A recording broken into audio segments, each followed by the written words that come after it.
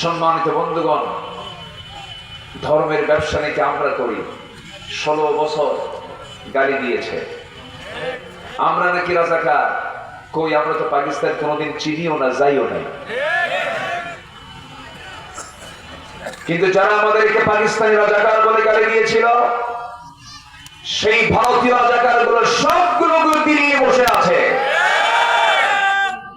আমরা কেউ যাই না, ঠিক কিনা? আমরা কেউ গেছি? আমরা দেশকে ভালোবাসি। দেশকে ভালোবাসার লক্ষণ এটা নয় যে 18 লক্ষ কোটি টাকা দেশের ঋণ করে তার মধ্যে 11 লক্ষ কোটি টাকা নিজেরই পাচার করে নিয়ে চলে গেছে। এটার নাম দেশপ্রেম নয়। প্রকৃত দেশপ্রেমিক হতে হলে দেশের জন্য মায়া থাকতে হবে, দয়া থাকতে হবে, দেশের প্রতি টান থাকতে হবে। সম্মানিত ভাইয়েরা, সম্মানিত বন্ধুগণ, ধর্মের ব্যবসা তারাই করেন গ্রেফতার থেকে বাঁচার জন্য যারা দাড়ি কেটে অন্য স্রোত ধারণ করেন। ঠিক না? আমরা দাড়ি রাখছি কারোর জন্য না, দাড়ি রেখেছি মুহাম্মদ সাল্লাল্লাহু আলাইহি ওয়াসাল্লামের জন্য। আমরা দাড়ি রেখেছি। লজ্জায় মাথা নিচু হয়ে যায়।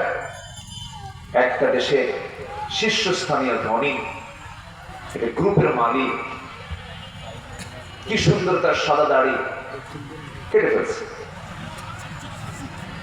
মাথার চুলটাও সাদা, তা আবার কালো বানাইছে। পাঞ্জাবিটা খুলে নিয়ে গেঞ্জি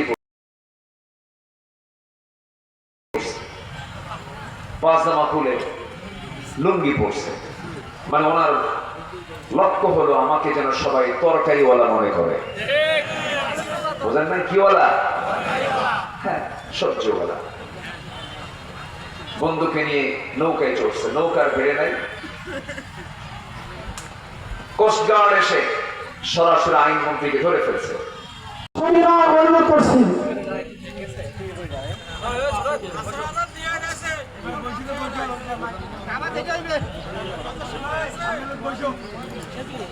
ভাই ভাই ভাই তাই দাও তাই দাও।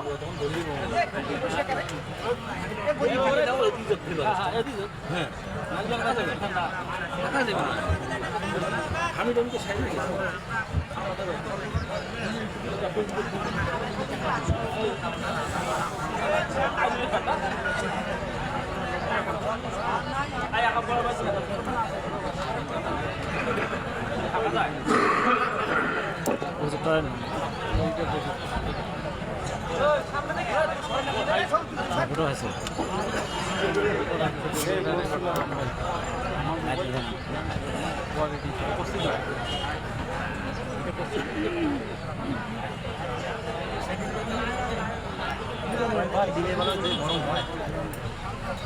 ঠিক করিয়া বিজনেস চলেছে।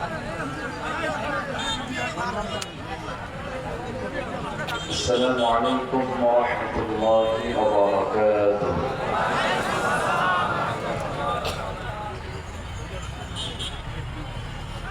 السلام عليكم ورحمة الله وبركاته.